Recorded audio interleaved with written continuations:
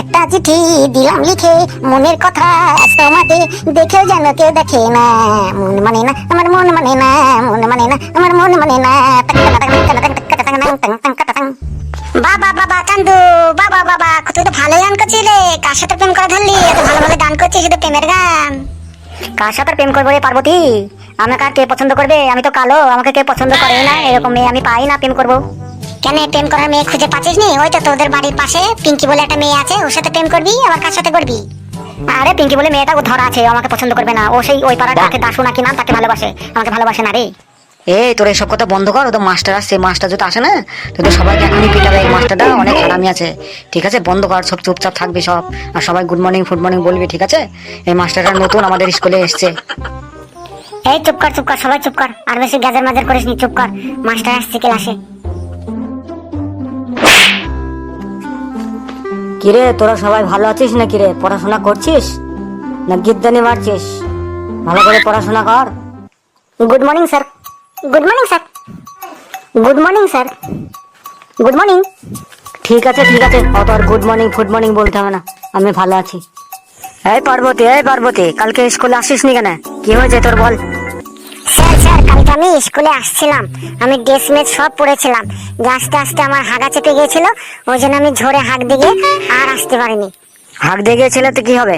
না হয় 5 minute late হয়ে যেত, তাও তো আসতে পারতিল তুই। স্যার আমি আসবো কি করে? আমার হাঁক দিয়ে আমার ড্রেসে গু লেগে গিয়েছিল।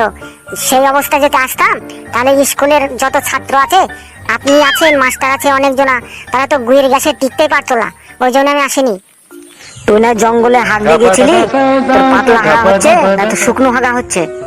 স্যার আমার পাতলা পায়খানা হচ্ছে, তার আগের দিন কাঁঠাল খেয়েছিলাম, ওই জন্য পাতলা পায়খানা হচ্ছে। আর পেটের মধ্যে গুড় গুড় গুড় গুড় আওয়াজ করছে, গ্যাসে টিকা যাচ্ছে না, এত গন্ধ গুয়ের।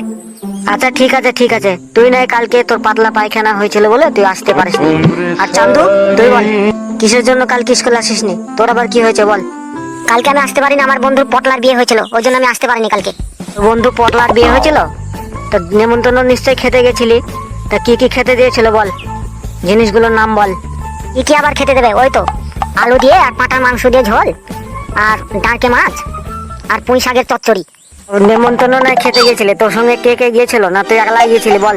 এই আবার যাবে? আমি আর আমার গার্লফ্রেন্ড গিয়েছিলাম, আমার গার্লফ্রেন্ডের নাম হলো লীলা, লীলা আর আমি গিয়েছিলাম। তোর আবার গার্লফ্রেন্ড আছে নাকি? তোর বয়স তো কত হবে? তোর বয়স 8 কি 9 বছর হবে। আর তুই এই বয়সে তুই প্রেম করা চুদাচ্ছিস? তোর তো সাহস তো তোর মন্দ নাই। এই পার্বতী, এই Parvati, I love you Parvati. এই ছোড়া দেখতে পাচ্ছিস নি ক্লাসে মাস্টার আছে, আর তুই আই লাভ ইউ করছিস? আজকে স্কুলে ছুটি হওয়ার পরে আমার সাথে কাল বাগানে দেখা করবি, হ্যাঁ? এই ওদিকে কে রে পিছনে গুজুর গুজুর ফুসু ফুসুর করে কথা বলছে? কে ও? তাহলে সবাই কান খুলে শোন, কালকে সবাই স্কুলে আসবি, ঠিক আছে? আর কালকে যখন আসবি সবাই মিলে ছাগলের রচনা লিখে নিয়ে আসবি, ঠিক আছে? আজকের মতো তোরা বাড়ি চলে যা, কালকে আবার চলে আসবি সকাল সকাল, যেন কারোর লেট না হয়। সকাল 10টার মধ্যে এখানে পৌঁছে যাবি।